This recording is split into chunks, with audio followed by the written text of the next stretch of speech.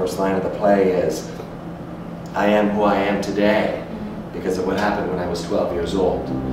The relationship he has to his father, who he loves desperately, but he's convinced that his father hates him. He doesn't even realize that there's a status difference. It's just this is his friend, and this is how life is.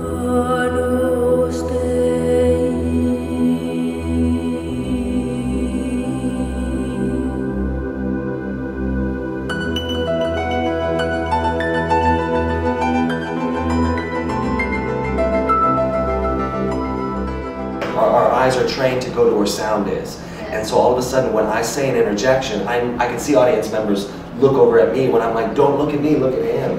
He's the one doing the work here. So I'm still navigating that every night. It's difficult to watch the past, but be in the present at the same time. But yes, no, the director and the adapter were very helpful in trying to help root me in a level of truth, as we would say.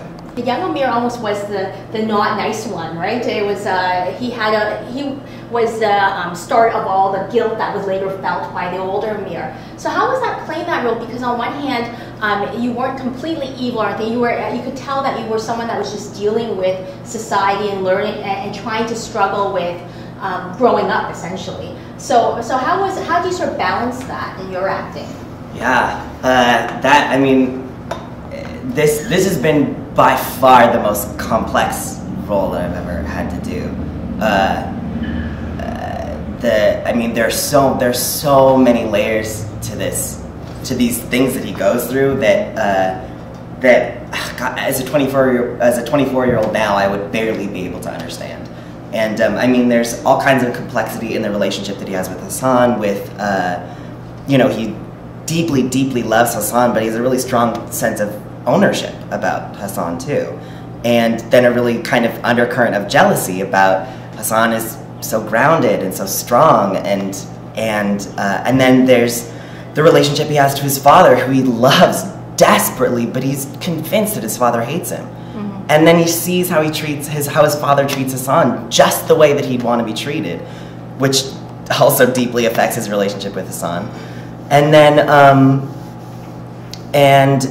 then he gets this moment of getting to win his father's love, and in order to do it, he has to sacrifice Hassan. Which he does. Yeah, which he does.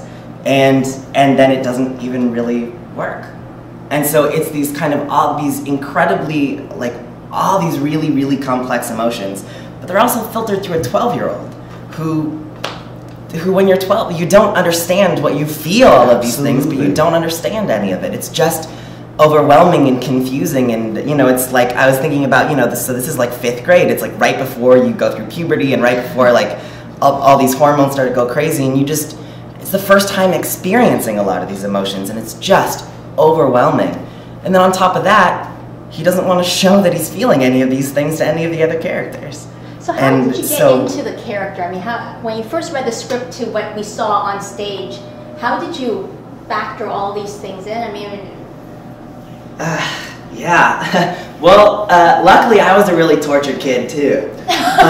So when I was, so a lot of the body language came out of like muscle memory, like digging some stuff up from what I remembered. What I remembered being extremely confused about all the things I was feeling and how it comes out in your body and all the tension that you hold in your body as a result. And one of like the definitive things that he does is he pulls on a lot of things. Like he pulls on his pants, and he pulls on his fingers, and pulls on his shirt, but he also doesn't have complete control over it. He pulls on it, but then he misses a lot, you know, because it's just such tension, and he has So I used a lot of that. I was trying to like that sense of like wanting to hold on to something but not really having the control to hold on to it. Comes out a lot in his body language, and but basically, other than that, the only way to approach it was really specifically and think about just like this line and all of the things that go into this one line and this one scene, and think about them endlessly off stage, so that when I'm on stage, it can just be confusing, and all those things can like be there in the background, but I don't have to be thinking about them. Yeah. So are those parts of it pre-orchestrated? Do you practice it so much to the point where the nervous twitch or whatever becomes just parts during the scenes, or do you just get into the moment and then you sort of improvise at that moment, all the different elements? It's a little of both, actually. It's all of it is extremely practiced and and extremely deeply rehearsed over and over again. I mean, I don't really spend a minute off at home or in the shower that I'm not practicing lines and practicing, thinking about this character. So, but basically, it's all.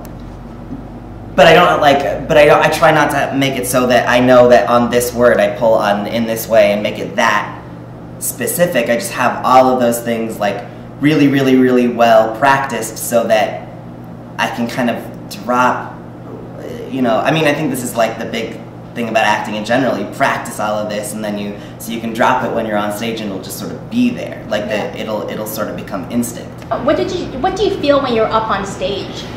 Well, I just try to, Hassan is actually one of the strongest character I've ever played on stage, and it's just, he's so grounded. He is simple, but he's simple, but he has this love for Amir, and in that, when you love someone that much, it's all these, your actions, it's all dictated by that love for, and so there's moments where it's Craig slaps me on stage and I'm did he just slap me? and of course I would love I would hit him back, but then Hassan, he loves him so much that he understands.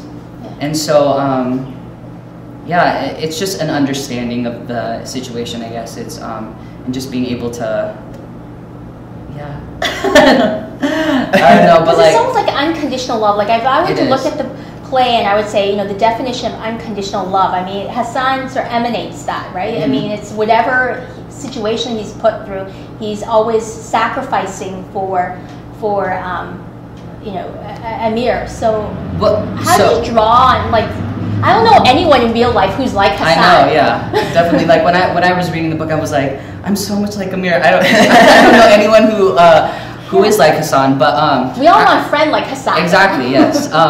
However, I work a lot with kids, and what I saw with kids is kids are like Hassan. I think they're very uncensored. They're very they don't have a filter.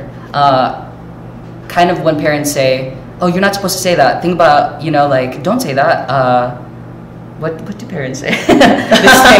they say you're not supposed to say those things. It's kind of just I guess as you grow up, you become more and more censored. All the things that you blurt out and the parents are always embarrassed at a party or something.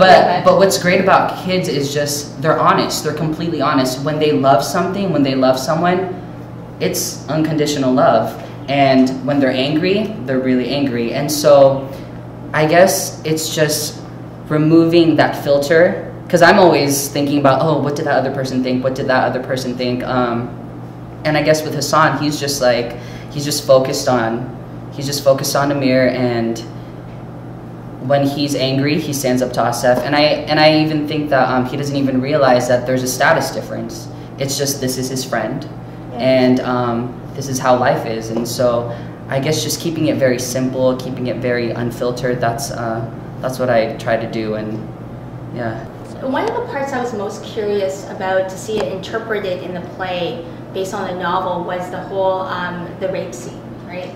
And did that change quite a bit from when it was first written, or was that an area where you sort of had to really work out, or was it as it was scripted by Matthew Spangler?